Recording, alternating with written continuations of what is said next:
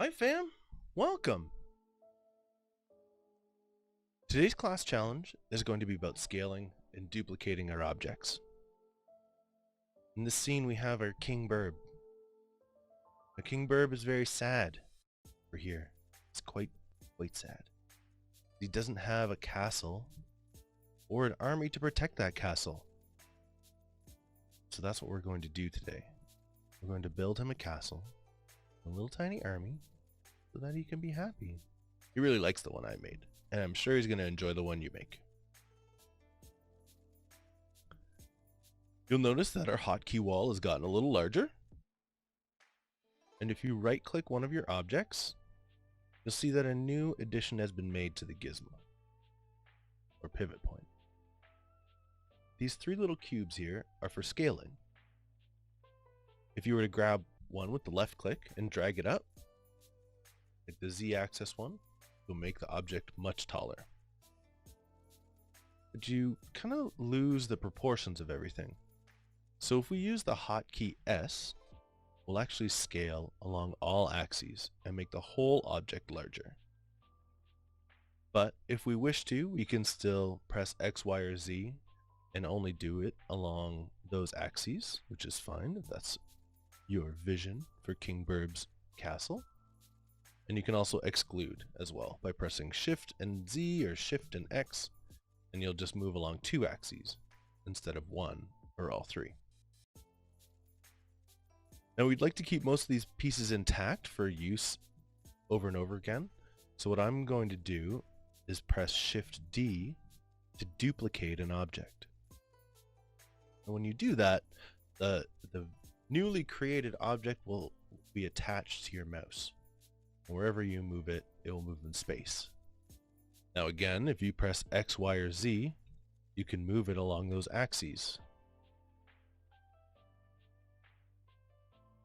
And if you want it to just remain in the same place, you can right click to cancel all movement, or you can left click to confirm movement. I'm going to right click to cancel, so that lands right back there. Now you move it back over here into my work area and make much bigger for King Birb.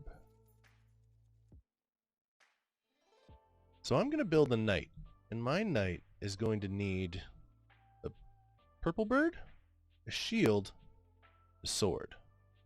Now I've shift clicked all of them, and if I now press Shift D, I'll make a copy of all of them. And then I'm also going to press X so that I can slide them over. If I get nice and close, I'm going to use the question mark to get in nice and close to everything. I'm going to put the shield on his left side. Not really feeling that angle. Just going to turn him a bit. Go. The shield looks a little big for him, so I'm going to use the scale tool. Just press S, down.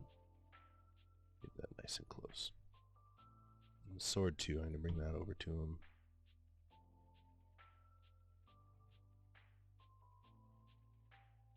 Awesome. I'm actually going to rotate by pressing R and then press Z, and I can just rotate along the Z axis. Get it nice and close. And also use the curves. And there's one soldier ready to go. The only problem with this soldier is that if I want to move him, now I would have to move all the objects separately and line them up again. So I'm going to step back, Control Z, and instead of doing that, I'm going to click the shield, I'm going to click the sword by holding Shift, I'm going to click the shield, click the sword, and then click the bird. And then I'm going to join everything by pressing Control J. And now I've made them all one object that move together. So even if I scale him, if I make him, he's just a big monster bird now. Everything scales up with him. And then I can just duplicate him. And now he's my big monster bird. And he's a twin. He's got a twin. Watch out, enemies of King Birb. Now, why don't you make a castle for our liege and majesty, King Birb? Alright, fam. Thanks for the visit. See you in the next one. Peace, peace. Bingoa.